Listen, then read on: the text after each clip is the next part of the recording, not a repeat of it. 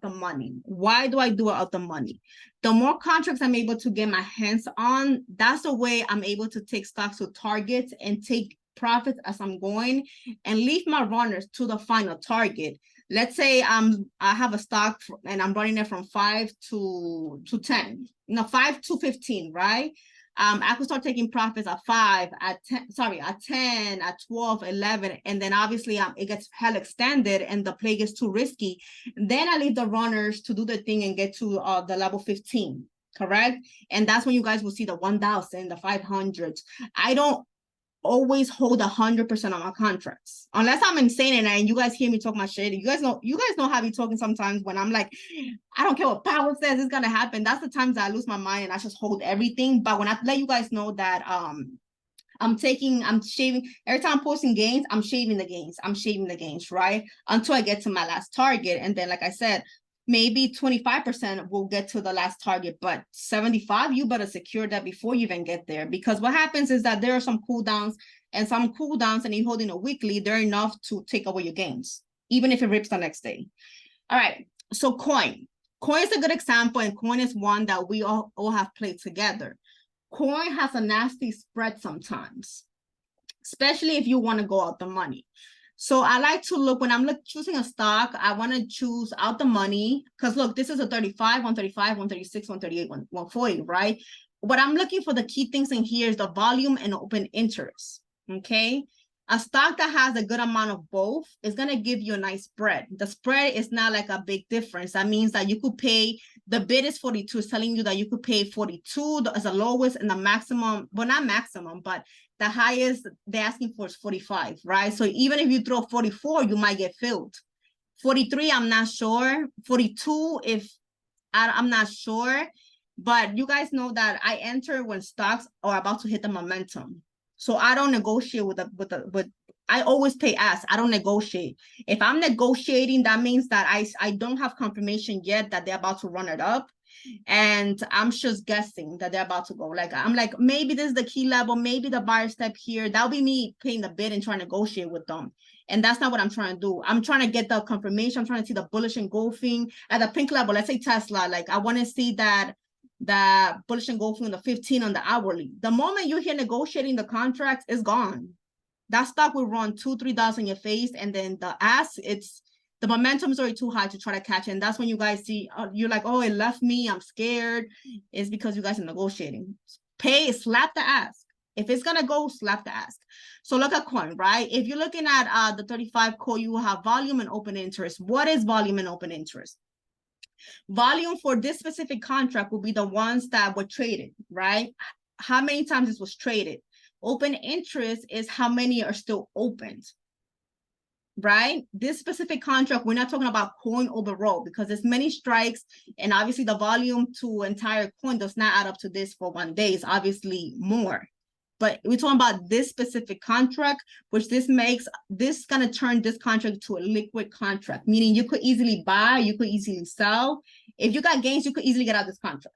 You're good. Look at the bid. Like I said, you want to make sure your spread is not a nasty one. When you have this little bit of gap, this is more than good. You could negotiate at 44, 45, and it's going to get filled.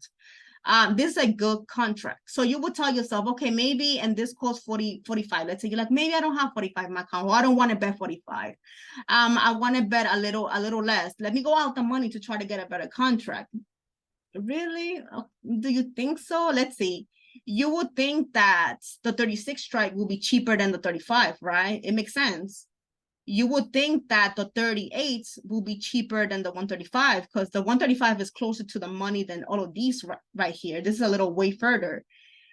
So you tell yourself, well, I'm going to buy myself a 136 call that expires on 12/1. Look at the volume and open interest. It's not a lot, right? So that means this contract is not liquid. So what's going to happen, it causes spreads like this. That means you have a spread from 35 to 51. And if you happen to slap the ask on this type of contract, by the time you get filled, you're going to automatically be down like 40%, 40, 30% by default. The stock is not even going to move. And God forbid it moves against you. It's gonna go against you, right? So this type of spread, you don't want to touch this type of spread. That contract is not gonna move. And when it's time to sell, you might not get some buyers. There's nobody trying to buy your contract. There is volume, but looks like nobody's really holding. So this is not a contract you want to touch. Yeah, and like I said, you think it costs cheaper.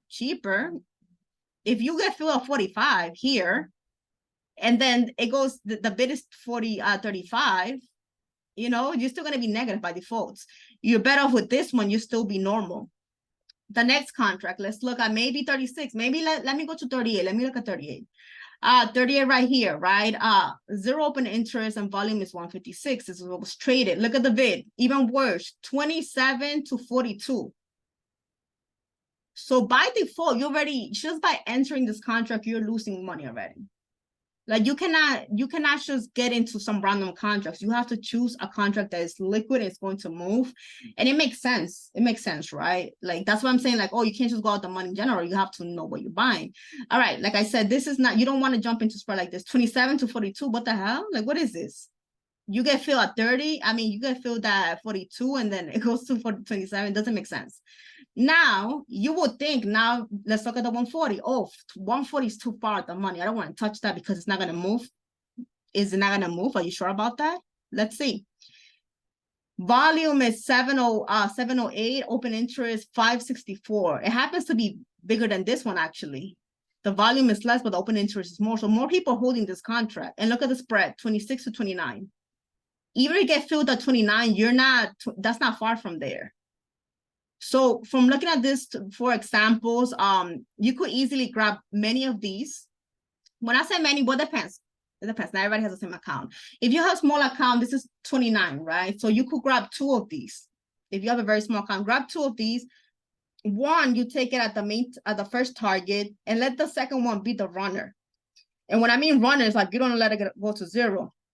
You let it get as close as you can to the target and you start taking your gains. You can even take it before there, right? Gains are gains, but this is the one that most likely will go to the end of that target. And even if they try to reverse against you, you still will not be losing anything, but not anything of your actual capital. You're going to lose some gains, but you still get to walk out green from this contract right here. 29, if I'll be in coin, this is the one I'll be slapping. Or if you want to get a little bit closer and you want to grab more expensive contracts, it'll be 45.